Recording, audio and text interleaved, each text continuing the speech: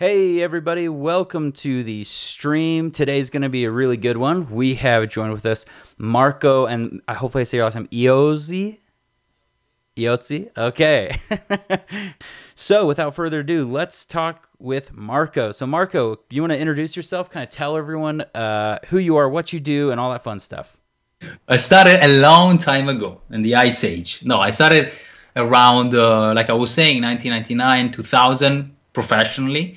Before, a few years before, I just fell in love with cinema. Yep. Like I was saying, I was not it was not Star Wars like for a lot of people that changed everything for me, but it was definitely Blade Runner or other movies and action movies, adventure when, Lucas and Spielberg were working together, Indiana Jones. And I was immediately drawn to this kind of world. And then at that time, there was not so much stuff to find information about this world. Didn't even have internet at that time. So I was lucky enough because I remember watching this TV show, American TV show called Movie Magic. Yeah. And they were doing breakdowns and making ofs of famous movies. And it was the time in which everything was changing towards digital. So I immediately fell in love, and I said, "This is incredible," And so I realized that a lot of things were done in 3D. So I've been able to find a bootleg version of 3D Studio DOS, because at that time it was still DOS before becoming X. Yeah. And I was blown away. I remember I was telling before that I remember like it was yesterday opening this sample scene of this dinosaur, rigged dinosaur, so you could move the bones and stuff, and you had this object in wireframe that you could turn around, and it was amazing. I said to myself, this is what I want to do, absolutely. And I didn't have so many information, so the first choice for me would be definitely I started spending many hours playing with this without even knowing what I was doing, also because there were no manuals. You know how it is. Try and you start learning. Then at that time, I was finishing secondary school, which means that I was about to go to university, and I decided to go to study design because I thought it was the closest thing to computer graphics. There was a course, in these 5 years of computer graphics. So I said, okay, let's try to do that. Then I realized when I was studying that it was not the right school for me, because it's true, there were a lot of things that were very interesting, a lot of subjects. We had a lot of workshop of some workshops of cinema, storytelling, photography, computer graphics, but it was only one exam. So I decided that I knew that if I wanted to do this job professionally, I should have done something else. I decided to go to university also because we're talking about a time in which if you wanted to do CG, you had to go to university or to a studio, because a university was could afford Silicon Graphics. And so study software like, Alias, which then eventually became Maya, I had university.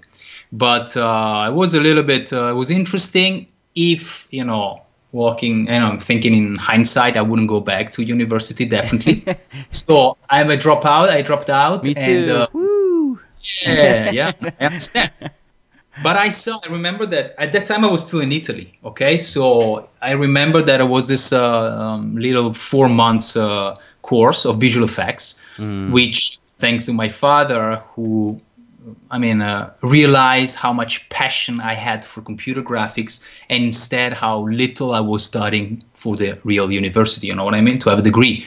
I didn't care about having a degree, even if at that time it was, in theory, the right thing to find a job, Yeah.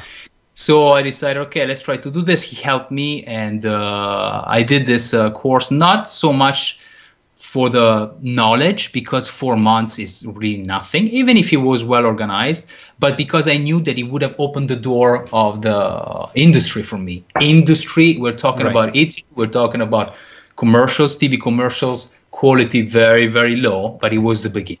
So I started working there, and then I also started working on movies, because at that time they were doing some movies in some of the studios, but my country is amazing for a lot of things, food, landscapes, and art, but for visual effects, not so much. And unfortunately, I don't think it changed. Even if I left my country such a long time ago, I don't think it changed. Yeah. Anyway, I got, after 2 years, I got to a point in which I had to ask myself, okay, if you want to do this seriously, you have to move away, you know? Yeah. And so I was spending a lot of time preparing my portfolio, my showreel, and I sent my showreel to London, because from Italy, London was the closest hub. Okay. And actually I got some answers, and I went to work for The Mill soon after that. And then Ooh, lucky. yeah, you get there. Oh yeah, it was amazing, because they just won the Academy Award for The Gladiator at the time. Oh, wow. Yeah, so I remember walking inside The Mill and watching, you know, the little statue, the Academy Award, and it was amazing for me. It was a dream, because Totally. yeah, because I couldn't, you know, I tried to find something else in Italy, but I remember even the attitude. I was trying to write emails, because at that time I got internet at home. Awesome. And I could start contacting people, but I remember having so few answers. Instead, when I was writing to bigger studios, to London, no matter what, they were answering me. And this already showed me a lot of, you know, how, you know, the professional people behave. So I was given this chance, and I took it, and it was tough, because I had to leave behind, you know, my girlfriend, friends, and everything that you have around, the family. But man, I'm so glad I took that decision at that time, because it was the beginning of a really an adventure. Because then after, you know, then I will cut it short, but after living in London, I moved to Australia, to the US, to Canada. So I've been around, and now I'm here in Paris. Yeah. And it was quite a ride, but amazing. Yeah, you were saying earlier to me, you're like, yeah, being like a VFX or a matte painter, it's been like a gypsy life. Like you've just yeah. But gone you know, it was place.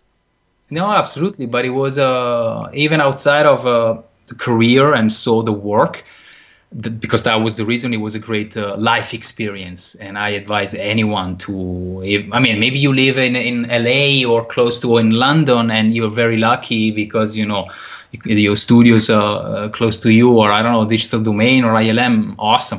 But if you are not there, even to be honest, as a life experience, I think the traveling is the best thing that could happen. Plus, I wanted to do it. I never wanted to stop in a place, so I wanted to change. Anyway, I was interrupting you. I'm sorry. No, you're good.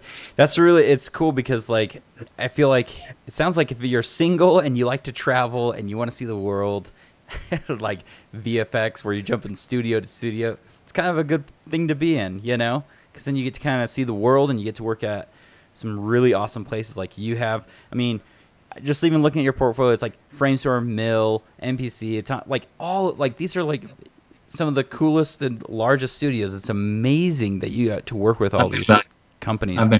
And this huge list of music videos, games, short films, everything you've worked on. Out of all those things, I was going to ask you, what has been like one of your favorite projects that you've worked on? It's difficult to say, because each project is has its own challenges, and maybe sometimes you accept project because they have a big name, but and so it's good to have them on the portfolio. Definitely, they attract attention, but maybe the work itself is not the best. Yeah. Some other times, smaller projects like commercials can be more interesting, because they give you certain kind of creative freedom that you don't have in movies, for example. And this is why I always love to work in commercials, so for TV, but also for movies, because there are different challenges. They ask you for different things, let's say, but they give you back a lot. Sometimes, the commercial work was the place, let's say the world in which I could see computer graphics used in a more creative way. Movies instead, it's a great experience, because it really teaches you how to pay attention to details, sometimes even too much, in my opinion. And they give you the time to do things properly, because it has to be amazing eventually. Yeah. And so it gets boring, but it teaches you a lot of things that then you bring to the other world. You know what I mean? So you go back to commercials, and you have a you know how to make things look beautiful, you know what I mean? And then instead in commercial, because there's no time, there's no budget, you have to be very, very fast and to solve problems quickly. Then when you go back to work in movies, it's something that could be useful, you know what I mean? So I always like to change and find the good thing about the different projects. Right now, I can tell you after 18 years that my favorite projects are my personal projects, because I got to a point in which I do client work. I try to do less and less client work. I try to choose the proper thing for me because I have certain goals. And so instead of, okay, earning money, but doing something that I've been doing for quite some time, I prefer to say no and to study, for example, design, to study things that I know I'm not that good at and I have to improve. For example, for the past 5 years, when I decided to explore this world of concept art, I knew that I needed to go back to traditional art because I only studied photography, which is super important. I have a big passion for photography, but I never studied fine art. So I decided, okay, now, so I enrolled in different schools, and now 85% of my time is dedicated to drawing and painting traditionally, because I know that this is the base to do a good job, no matter the technology. That because I'm pretty old, no, because I saw many things. I saw technology changing so much. You know, when I started in 3D at the time, I was not doing matte painting. I remember using RenderMan, and there was no global illumination, final gathering. We were lighting stuff with point light, reflection card, which was in a way more challenging, if you want, because you really had to pay attention to how light works in real life. So.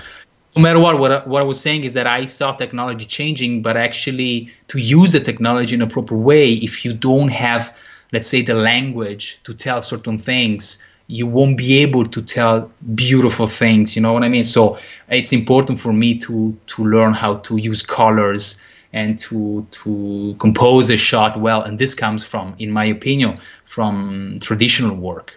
Okay. Even if after many years I still suck. It's a good. No.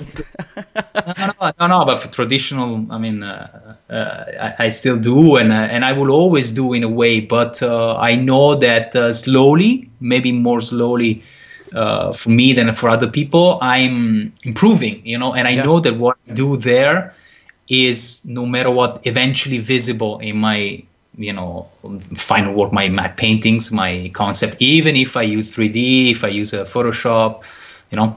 Yeah, it's amazing. Like, some of the things that stood out to me, you know, you were talking about your experience in growing as an artist is understanding traditional art, like painting, light, photography. So would you suggest, like, I guess anyone that's watching this is kind of new into like this kind of world, like them understanding how light works, photography, composition, those are kind of the foundation keys to becoming a better artist?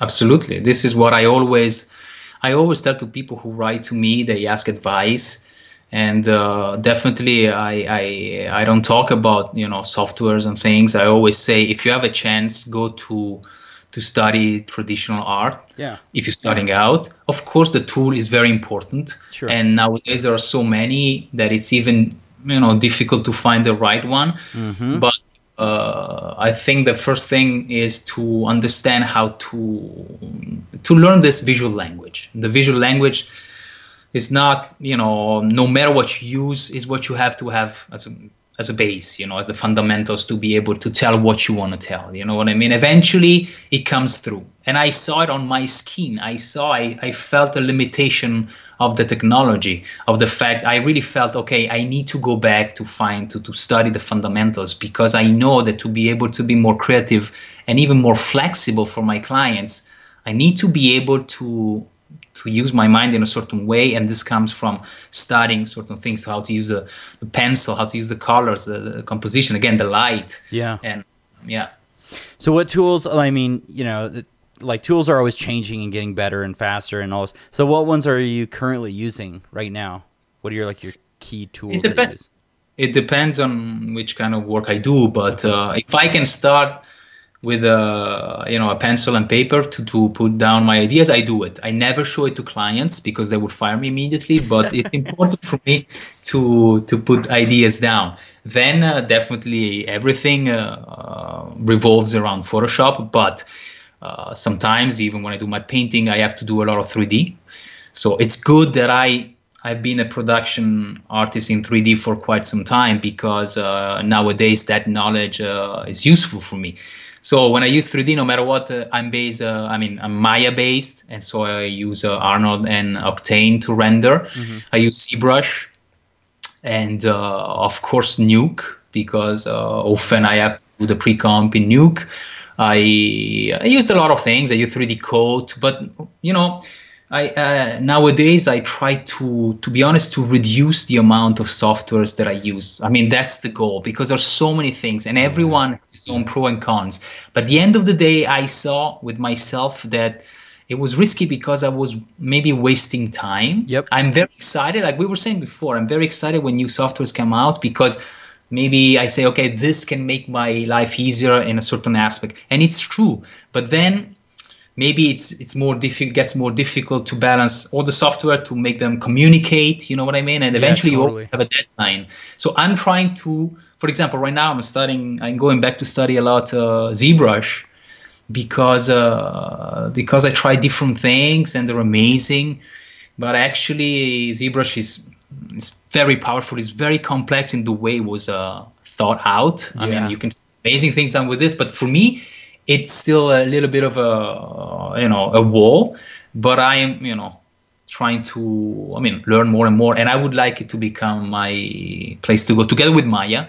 Yes. Yeah. Maya and ZBrush. But and this is, everyone. That's like I was saying. You can find people doing amazing work with 3D Code, with Modo. Yeah. There's so much. Also because, again, that's not the most important thing. They can allow you to do, the render engine can render certain things in a better way, but then it depends on what you have to do. And at the end of the day, it's how you use the tool that makes the difference. Like everyone always says, it's true. Yeah. I don't want to repeat myself, but it's true. No, yeah, it's totally true. I'm also a 3D Coat guy. I love 3D Coat. It's so much fun. It's just fun to play in. But sometimes, we were talking, I'm a generalist. Like I do too many things. I wear too many hats. And it's like I need to sometimes like focus my energy into one place. And like over time, I started cutting out more and more things. Like for me, like character animation, I don't think will ever be something I'll focus on. Just because I'm like, it's just too much time dedicated to that, like rigging and animating. Oh yeah. So I don't even touch that anymore.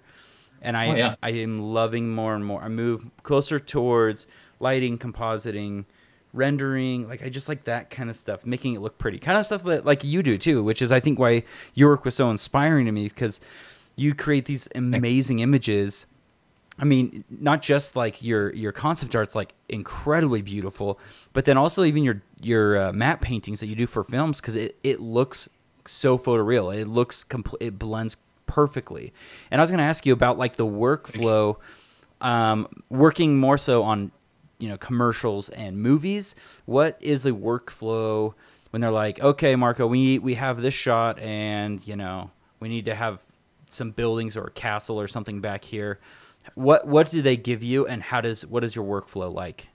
Well, again, it depends on the project. Okay. I decided to dive into more concept art, because being a matte painter, I was seeing that my clients were coming to me and often there were no concepts, or they had to be changed, because from pre-production to post, a lot of things could change. So not all the shots or sequences were well thought out. So they were asking me this. So I said, okay, this is something very interesting for me, because I can also put my ideas, not only about the, it's not only about the final matte painting, which is more the illustration, the more, making things look beautiful than the idea. So I started doing this also because I was answering to a client request, let's say. No matter what, nowadays they can come to me. For example, I work often during the pitch phase for director. They come to me with a script, and they want some key scenes to be created visually, so that they can it can help for them, selling the script, or no matter what. If it's visual effects, they understand how eventually to create the scene. So in that situation, most of the time I use just Photoshop and photo bashing. Okay. Then, for certain matte painting, it depends how close the camera is to the matte painting, as you know better than me. So often now the matte painting has become digital environment, which means that we use 3D so much. And in that situation, I ask for assets. Sometimes they provide assets. They never or rarely have textures, so I take care of texturing, of lighting, of rendering, and the renders become my base, the base for my painting, and the base for the final matte painting. You know what I mean? Yeah. Cool. Do you do so do you do any like compositing, like nuke, like projections or anything like that? Oh yeah, of course. Depending on the project, sometimes it's not needed. Sometimes I deliver the PSD with layers and they do everything. In other situations, like certain movies that I did for Netflix, even recently, if the studio is organized in a certain way, they provide with the initial script. For example, they provide me with the tracking, the match move and everything. I do the projection myself in Nuke. Oh, nice. And then, so eventually I deliver, the assets, which means Nuke, but also the projections, the PSD, whatever. It depends on the project, So it's true. We have to know a lot of tools, but at the same time, I see that this can be risky. So yeah, you need to find the balance. Yeah, I was going to ask you. I'm going to ask this more of a technical question because I've always been curious about this. Because sometimes, like reflections, because they move. So if you do matte painting, right, and you have buildings, and how do you get like moving reflections on buildings and spec hits and things like that for? Sometimes in this situation you prepare some passes of the windows, for example, if it's a projection, and eventually we need to have a 3D pass, a rendered pass of actual reflection. Most of the time it's rendered in 3D. Sometimes the compositor, they might have some tricks so that they can simulate certain reflections, depending obviously on how close we are to this kind of effects. But most of the time, when you see something moving, no matter what the matte painting, we do something that it's a still frame. Then it can be projected. But then, see, it's interesting because it becomes a matter of collaboration with the compositor, because there are certain things that it can do better than you, easier than you, and so you need to find you are at war together. You know what I mean? So that's why also it's interesting to be a generalist and to start, in my opinion, as a generalist, because you understand how the workflow works. How you do certain things and what the other people can do, and they can do better than you. Or you can do better, so you know how to interact with these people. Because at the end of the day, even now I work remotely, but no matter what, my work will go back to the studio, and it will be taken, by someone else who will do certain things, and also they provide something sometimes that someone else did. You know what I mean? So it's important to understand what's happening around you.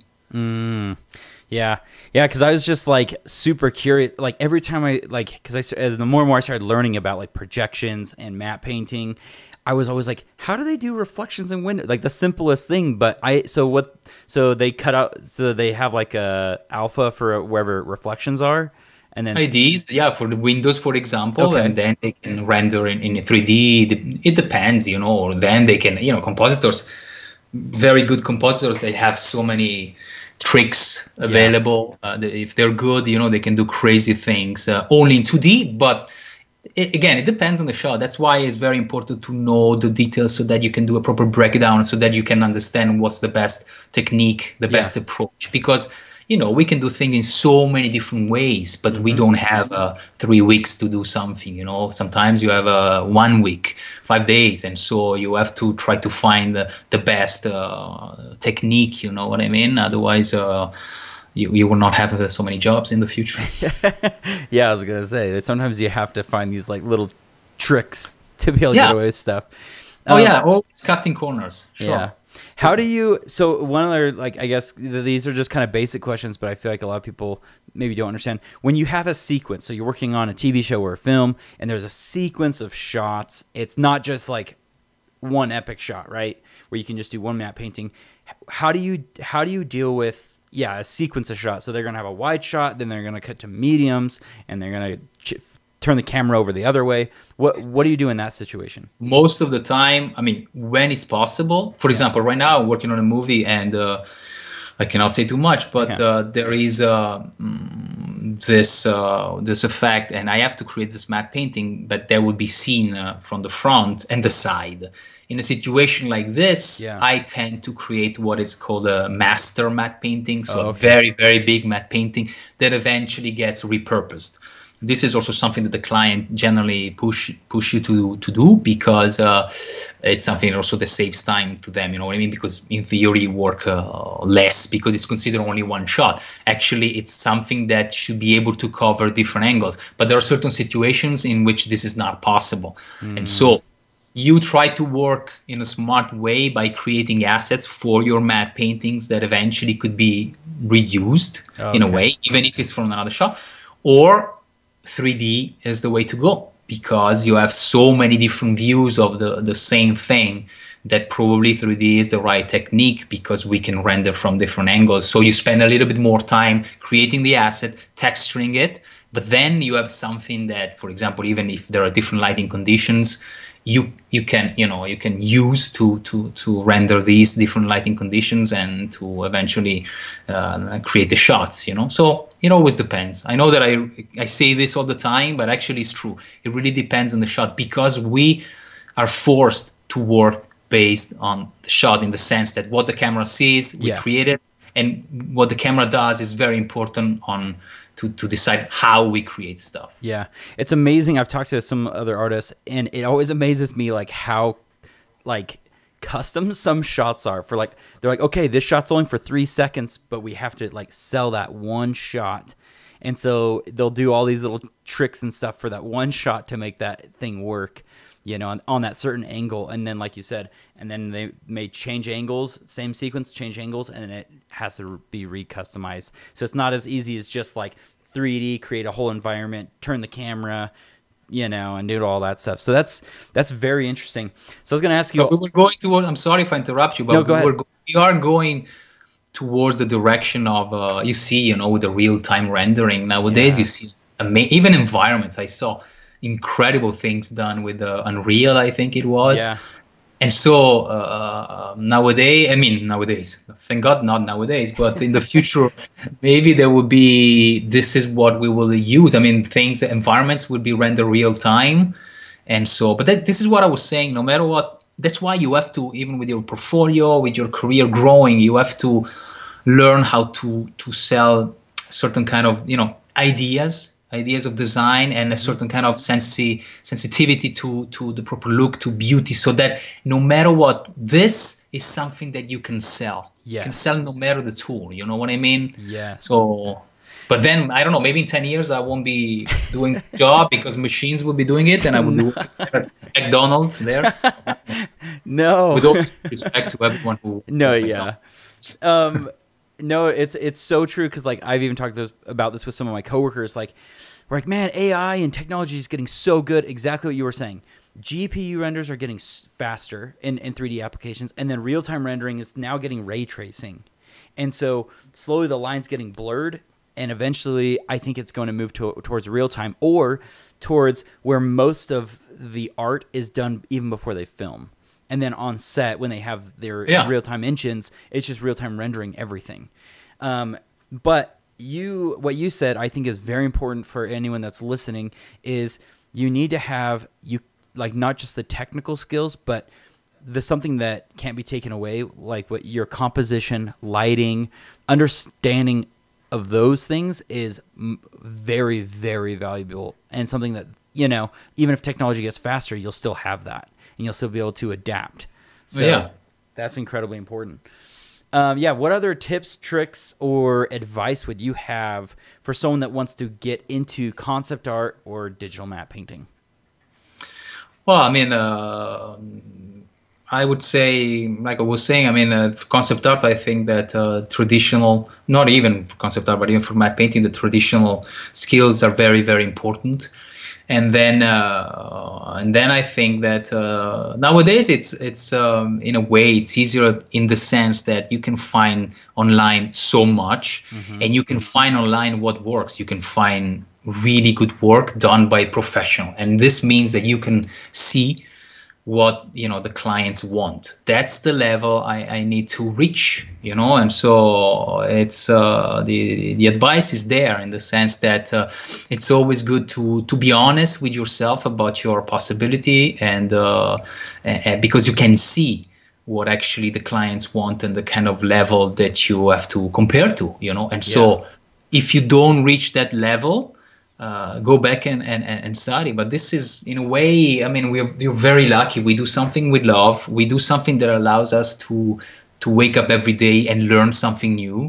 So even if it will take time, and it takes time, no matter what. I mean, it's an incredible journey. You know, I know that it's very cliche, but it's true. I live it every day. You know, I'm 42 now. I started when I was 18, 19, and 22 professionally. But it was. I mean, it never. My passion for this never faltered. Can I say this in English? Right? Yeah. No, you're totally right. Okay. Yeah.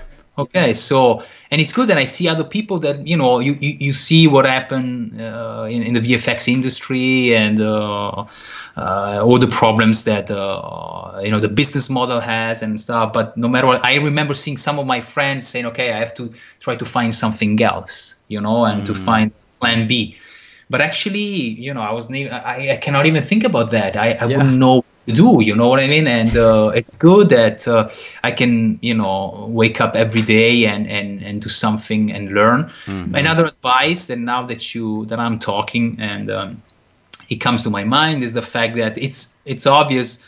Again, you have things to compare to over the internet, but at the same time, don't try to replicate certain things. One thing, for example, in traditional art is a master study. We study certain things because you want to learn how they do things, their calligraphy, you know, their style. And you can do the same thing, you know, if you do concept art or matte painting, you can try to replicate certain things that you see the style, but eventually your style will emerge if you work hard. It's obvious. You don't even think about it. But most of the most important thing is that you shouldn't compare to other people, because everyone is his own history, and it comes from, you know, their experiences. And maybe if they do certain things and they're so good, it's because they work their ass off. Yeah. And that's the best thing. The fact that, okay, you're not at the level, go back and work, you know. And so this is the only thing you can do. And think, I shouldn't, it's useless to compare to someone else and see them like enemies, because no matter what, your worst enemy is you. And totally. I think that's a fight really tough to fight and eventually to win. But that's the good fight. Every day trying to do something so that you are a little bit better than yesterday. You know what I mean? And as long as you can do this, and as long as you keep the passion for it, because it takes time, it takes a toll on your life. But as long as you can do this, for sure you will learn, for sure you will get better, and results come. Yep, I know. Right. And it shows in your work big time, like just going through your work. It's so, like, to me, your work is very inspiring. I remember, like, just watching your breakdowns. So if anyone's interested, go to his Vimeo and go watch his breakdowns. He has Marco has, like, some awesome time-lapse on matte paintings and concept art and stuff. Go check those out, because it, like, taught me a ton, and it, like, inspired me. Like, I was like, oh, now I want to go paint something, because your use of light and composition and just the ideas that you create, they're really, really awesome. So, well, thank you. Yeah, as I told you before, I'm not. I mean, it's. I don't particularly like what I do so much. I mean, at the beginning, I do, you know, for the first 10 minutes, but then it's. I always feel that such a long way to go, so much to improve. And actually, it's true, when you look around, there's so much beautiful things. But again, take it as a positive thing. You see what other people are doing, and you can say, wow, that's awesome. Don't become a jerk. Because I see a lot of comments about, you know, work that other people publish, and sometimes they're very mean comments and absolutely useless. When actually you should see what other people are doing, like as an inspiration. If they've been able to do that thing, they deserve it, because it's very meritocratic what we do. I mean, if you do your things and actually you did this, well, off to you. It's not that someone else did, or because you're the son of a important name, you know, you're there, or you have a resume and everything is written, but actually who knows what you can do. That's the work. It's in front of you. That's why it's very honest, you know, creating your portfolio, your showreel, which is always very important for me. It's a very honest to present yourself. It's the real you know what I mean? Unless, of course, you steal shots from other people. Yeah, hopefully you're not stealing shots from people. Exactly. Don't do this. No, do not do that. Yeah, your work is just like, you're right. It does. You've defined your style. You've defined, and it's just years, and you've had years and years of practice. And it's just really inspiring, and hopefully this has been inspiring for anyone else that's been watching. I know just for me, like, again, looking at your work like for a long time, I'm like, man, his stuff is awesome. I love your style. Your style is really, really cool. And you know what? It's awesome to see that you've been able to use your style, and that's been able to get you so much work, and continues to do so. It's really cool. We did have some other questions because I did post something on Instagram, and I wanted to see if we had some other questions on here that we could read. So we had some questions from people, and Sophia said, she's like, why did you choose this job? She's just wondering, why did you choose doing concept art? Because, like I was saying, I think it's something, the possibility of creating and expressing yourself and creating something that you have in your mind is awesome for me. Is the fact of and it's in a way, you know, doing also my painting and working with environments, you know, because I mostly do that. It's a way to travel. You know, I had the chance to in my life to travel for real, to live in so many different countries, and it was amazing. And I tried to do it, not living, but I tried to travel no matter what.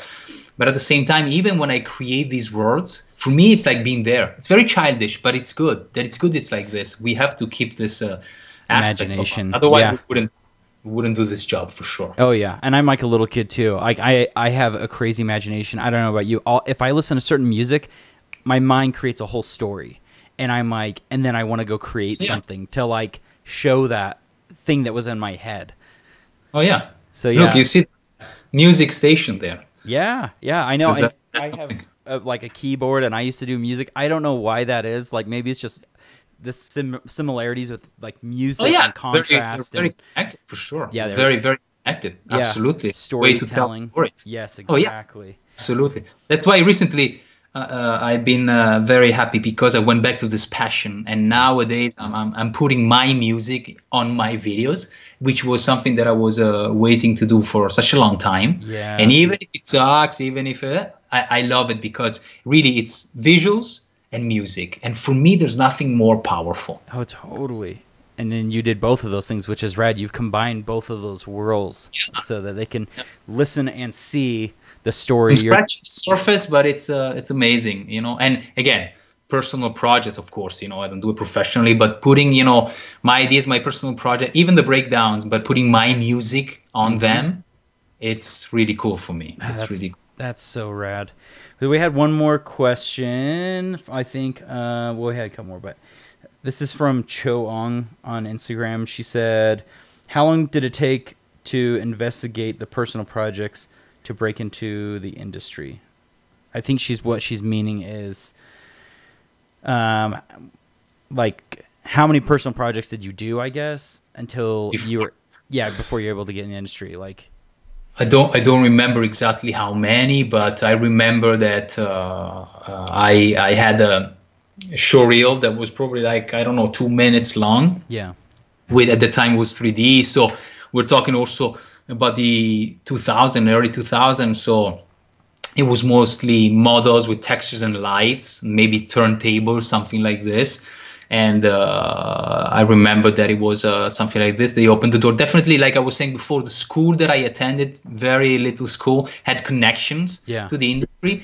If I had to go back, I wouldn't do, like I said, I wouldn't do the university. I wouldn't attend university. Probably not even the school. I would do it because nowadays there's so much, even online schools, they're so valid and they don't cost so much that probably I would do something like this and prepare a portfolio. And I don't know exactly the number of work, but definitely, you know, go around and look at show reels and see what clients, you will understand what clients want, and you will have an idea of what you have to have. Definitely it's better, less pieces, higher, you know, quality. Okay. More quality than quantity for sure. But yeah. That's awesome. Great advice right there for sure. Yeah, for me it's interesting. My passion projects have always been the things that have gotten me more work. Like anytime I've slowed down on my passion projects, I've noticed I don't like grow as an artist, but anytime I'm just like putting in the time for my own projects, my own art, suddenly I'm getting, people are contacting me and they're like, hey, we want to work with you. So passion projects are incredibly important, and make sure it's coming from a place that's like something you love doing, because exactly this working in VFX and stuff sometimes isn't always the easiest. Sometimes there's long hours, as you would know. You've done it for years, and you know, but it can be so rewarding because you're able to do something you're passionate about and be paid to do it, which is awesome. Cool. Is there any other advice or closing remarks that you would want to say to artists or anything like that? I don't know. I don't know if there are other questions, but definitely it's well, everyone who's following is asking questions. First of all, thank you, and second of all, you can find me online. So in case, you can also contact me. I'm always open to answer to anyone.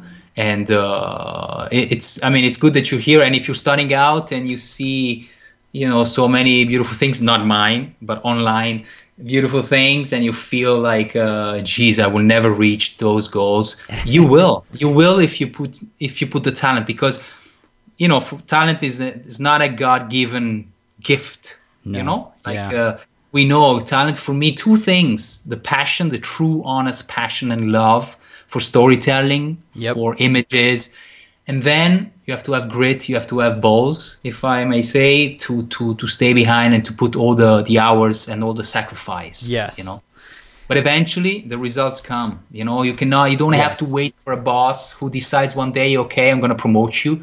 No, you do your job, and it's awesome. You do a good job, you will get more work. You don't do a good job, you will not get work. But I think this is very fair. Yep. I'm going to throw up your Instagram and all this stuff so that people can follow you. We got to make sure.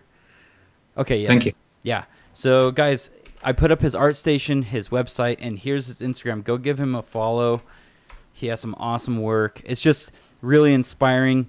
Don't copy his work, but use it to inspire you to create your own. And Marco's incredibly nice, and I'm sure if you have questions, he'll do his best to answer if he can. Of course. He's a busy man as well. He has a family and is working on films and a bunch of fun and awesome stuff. So I'm sure if he can help you out, he will. But give him a follow. He's crazy talented. So, yeah. Thanks. Yeah, I think if you guys have any more questions before we're kind of going to wrap it up. So I would ask questions now if you can. And then we'll be just about done. But if you guys, again, like learning and want to keep enjoying these things, make sure you're giving these videos a thumbs up, share it on whatever platforms.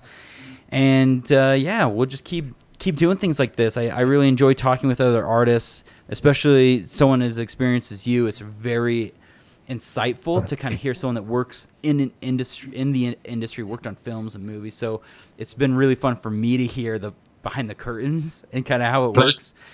And yeah, so thank you. And is there anyone else that has any more questions? I think slowly people are kind of logging off because they realize we're wrapping up. Okay. But no problem. Yeah, thank you everyone for hanging out this morning and coming earlier. Yeah. And we'll talk to you guys later. See ya.